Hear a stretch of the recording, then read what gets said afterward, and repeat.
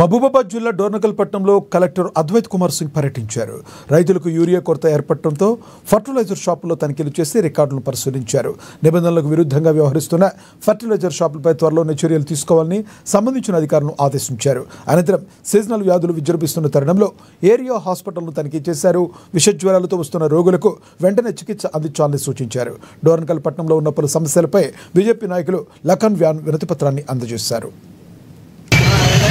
ఈరోజు మాన్కోట జిల్లా కలెక్టర్ గారు డోర్నకల్కి వెరిఫికేషన్ కోసం వచ్చారు.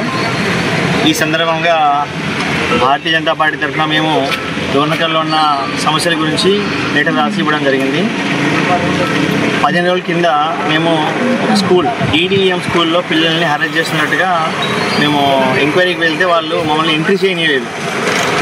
అది కాకుండా మాతో గొడవపడి మీరు రావద్దు లోపలి స్కూల్కి, మీకు అర్హత లేదని చెప్పేసి మాతో గొడవపడిండు. యాజ్ ఏ పొలిటికల్ ఆర్గనైజేషన్ ప్రతి ఆర్గనైజేషన్కి ప్రతి స్కూల్ హాస్పిటల్ ఎక్కడైనా కానీ వెళ్ళి వెరిఫికేషన్ చేసే బాధ్యత ఉంటుంది. దాన్ని వాళ్ళు దాన్ని ఖండించి మాకు అగేన్స్ట్గా వాళ్ళు మాట్లాడారు. మేము దానికి విరుద్ధంగా మేము MEO గారికి లెటర్ ఇవ్వడం జరిగింది.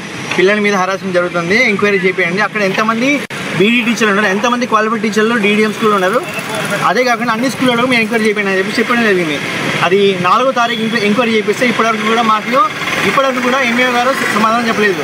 DO గారికి అడిగితేమో DO గారు ఏమన్నారంటే MEO గారితో మాట్లాడుకోండి, మా దగ్గర రావాల్సిన అవసరం లేదన్నారు. ఇక్కడ డోర్నకల్లో ఇలాంటి సమస్యలు